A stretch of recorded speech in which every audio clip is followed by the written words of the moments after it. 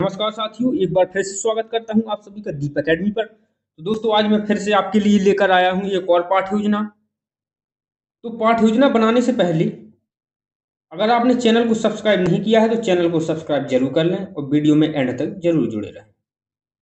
तो पाठ योजना शुरू करते हैं, देखते हैं कैसे हम पाठ योजना को का निर्माण करेंगे। तो देखिए, सबसे पहले हम लिख लेंगे विद्यालय।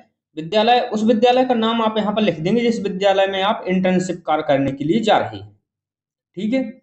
इसके बाद लिखेंगे हम दिनांक, जिस दिन को आप पाठ योजना को पढ़ाएंगे उस दिन का यहाँ पर आप डेट मेंशन कर देंगे। इसके बाद अवधि हो जाएगी हमारी 40 मिनट। विषय हो जाएगा गणित। प्रकरण त्रिभुज। आज का प्रकरण जो है हमारा त्रिभुज। वर्ग है हमारा आ। वर्ग का मतलब होता है सेक्शन। सेक्शन आ बा सादा जो भी आपका हो आप अपने हिसाब से लिख दें। तो इस प्रकार से आप 6 पॉइंट लिख देंगे। इसके बाद आएगा हमारी अगली हेडिंग होगी हमारी सामान्य उद्देश्य। तो सामान्य उद्देश्य में पहला उद्देश्य हम लिखेंगे छात्रों में तार्किक शक्ति का विकास करना। छात्रों में तार्किक शक्ति का विकास करना। दूसरा होगा छात्रों में गणित के अध्ययन के प्रति रुचि जागृत करना। तीसरा पॉइंट लिखेंगे छात्रों में गणित विषय द्वारा मनन शक्ति व सोचने और समझने की क्षमता का विकास करना। इसके बाद अगला पॉइंट होगा हमारा चौथा, छात्र दैनिक जीवन में गणित की उपयोगिता को जान पाएंगे। इस प्रकार से हमारे सामान्य उद्देश्य, इस प्रकार से हम 4 पॉइंट सामान्य उद्देश्य में लिख देंगे। इसके बाद अगली हेडिंग होगी हमारी विशिष्ट विशिष्ट उद्देश्य। तो विशिष्ट उद्देश्य, पहला विशिष्ट उद्देश्य हम लिखेंगे छात्र त्रिभुज के बारे में जान सकेंगे। दूसरा हो जाएगा हमारा छात्र त्रिभुज का वर्गीकरण कर सकेंगे। तीसरा पॉइंट लिखेंगे हम छात्र त्रिभुज की पहचान कर सकेंगे। और चौथा पॉइंट होगा हमारा छात्र विभिन्न प्रकार के त्रिभुज का प्रयोग कर सकेंगे। इस प्रकार से ये हो गए हमारे विशिष्ट उद्देश्य। इसके बाद अगली हेडिंग हम लिखेंगे पूर्व ज्ञान। पूर्व ज्ञान के माध्यम से हम देखेंगे कि बच्चों को पहले से क्या कुछ पता है। तो पूर्व ज्ञान में हम लिखेंगे छात्रों को रेखा और रेखाखंड की जानकारी पहले से पता है। ठीक है। जब पहले से बच्चों को कुछ पता होगा तभी आप आगे बढ़ पाएंगे, इसलिए पूर्व ज्ञान लिखना बहुत जरूरी है। इसके बाद अगली हेडिंग होगी हमारी सहायक सामग्री।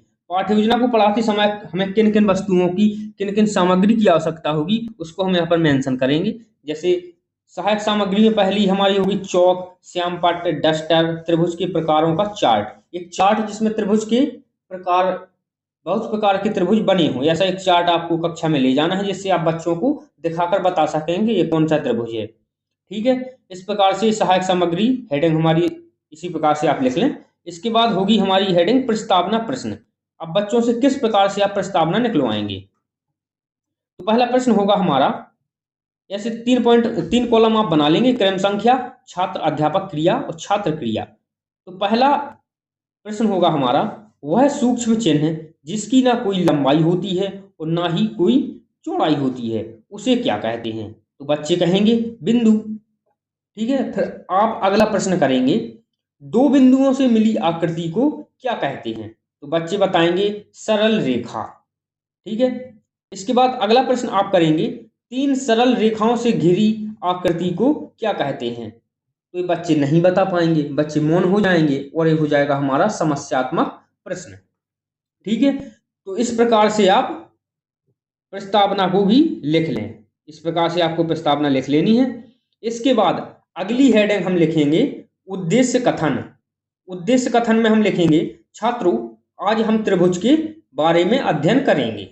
ये हो गया हमारा उद्देश्य कथन। आज का उद्देश्य क्या है बच्चों को हम बताएंगे, छात्रों आज हम त्रिभुज के बारे में अध्ययन करेंगे। ठीक है।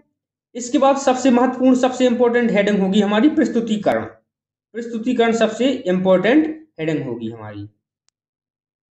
ठीक है। तो इस प्रकार से हम प्रस्तुतिकरण हेडिंग डाल के 3 पॉइंट ऐसे 3 कॉलम बना लेंगे और तीनों कॉलम बनाने के बाद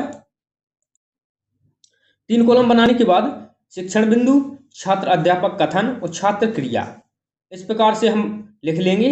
और शिक्षण बिंदु में पहली हेडिंग होगी हमारी त्रिभुज। त्रिभुज तो यहाँ पर हम हेडिंग डाल देंगे त्रिभुज, और इसके बाद हम त्रिभुज को बच्चों को बताएंगे।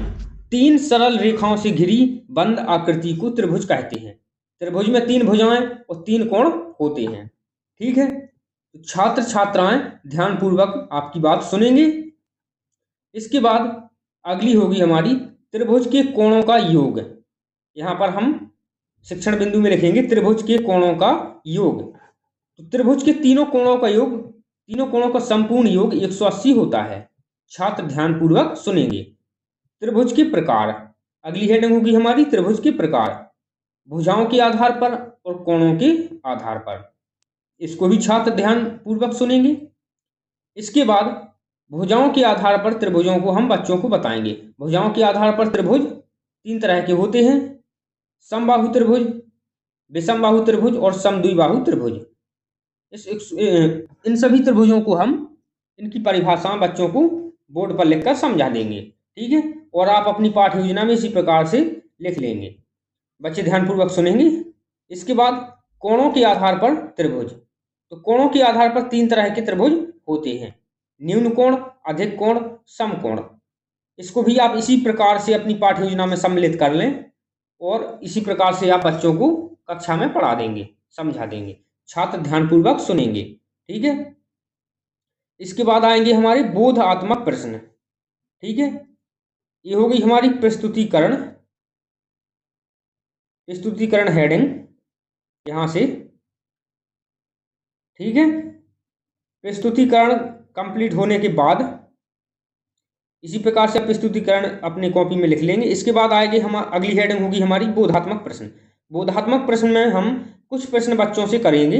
जैसे पहला प्रश्न होगा समबाहु त्रिभुज क्या होता है, दूसरा होगा विषमबाहु त्रिभुज क्या होता है, तीसरा होगा समकोण त्रिभुज क्या होता है, चौथा प्रश्न होगा हमारा समद्विबाहु त्रिभुज से आप क्या समझते हैं। ये हो गए हमारे बोधात्मक प्रश्न, और आपको इसी प्रकार से अपनी कॉपी में, अपनी पाठ्य योजना में लिख लेना है।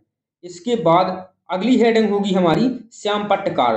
तो हम जो भी बच्चों को कक्षा में श्याम पट्ट के माध्यम से समझाएंगे, उसको हम श्याम पट्टकार के अंतर्गत अपनी पाठ्य योजना में शामिल करेंगे। ठीक है, तो ये सभी प्रकार से हमने बच्चों को समझाया है। तो इसी प्रकार से आप अपनी पाठ्य योजना में भी इसको लिख लें। जैसे समबाहु त्रिभुज, जिस त्रिभुज की तीनों भुजाएं बराबर हों, ए बी बराबर बी सी बराबर ए सी। ठीक है, इसके बाद विषमबाहु त्रिभुज, जिस त्रिभुज की तीनों भुजाएं असमान हों। ठीक है, इस अगली हेडिंग होगी अब हमारी निरीक्षण कार्य। निरीक्षण कार्य में क्या लिखेंगे, जब बच्चे श्याम पट्टकार करने लगे तो छात्र अध्यापक उनके कार्यों का निरीक्षण पूरी कक्षा में घूम घूम कर करेंगे। ये हो गया हमारा निरीक्षण कार्य। ठीक है, अगली हेडिंग हम लिखेंगे पाठ्य योजना की पुनरावृत्ति प्रश्न। पुनरावृत्ति प्रश्न का मतलब होता है दोहराना। हम पाठ्य योजना को जो पढ़ाया है बच्चों को, वो फिर से एक बार दोहरा लेंगे। तो बच्चों से हम पूछेंगे किस त्रिभुज की तीनों भुजाएं बराबर होती हैं। ठीक है, तो बच्चे इसका उत्तर देंगे। दूसरा प्रश्न हम करेंगे किस त्रिभुज का एक कोण 90 अंश का होता है। ठीक है, ये दोनों प्रश्न पुनरावृत्ति प्रश्न के अंतर्गत हम अपनी पाठ्य योजना में लिख लेंगे। अगली हेडिंग होगी हमारी गृह कार्य। गृह कार्य अगली और अंतिम हेडिंग है। तो गृह कार्य में बच्चों से हम घर से कुछ प्रश्न हल करने के लिए कहेंगे, और उनको बच्चों को कॉपी में लिखवा देंगे। जैसे पहला प्रश्न लिखेंगे हम समद्विबाहु त्रिभुज क्या होता है। दूसरा प्रश्न लिखेंगे किस त्रिभुज की भुजाएं असमान होती हैं। ये हो गया हमारा गृह कार्य। ठीक है, इसके बाद आप हस्ताक्षर यहाँ करवा लेंगे पर्यवेक्षक के, और यहाँ पर आप अपने हस्ताक्षर, अपनी सिग्नेचर कर देंगे। यहाँ पर पर्यवेक्षक के सिग्नेचर, यानी पर्यवेक्षक वहाँ के हेडमास्टर, प्रिंसिपल या फिर जो भी सीनियर शिक्षक, सीनियर टीचर हैं, उनसे आप यहाँ पर साइन करवा लेंगे। ठीक है, तो इसी प्रकार से आपको पाठ्य योजना पूरी अपनी कॉपी में लिख लेनी है। एकदम कंप्लीट पाठ्य योजना है। ठीक है, अगर आपको वीडियो अच्छी लगी हो तो चैनल को सब्सक्राइब जरूर करें, और वीडियो को एंड तक जुड़े रहें, और अपने दोस्तों को भी शेयर करें। और अगर आपको किसी भी पाठ्य योजना में कोई समस्या है, किसी भी टॉपिक पर आपको पाठ्य योजना चाहिए, तो आप हमें कमेंट करें, हम आप तक पाठ्य योजना पहुंचाने का प्रयास करेंगे। जय हिंद, जय भारत।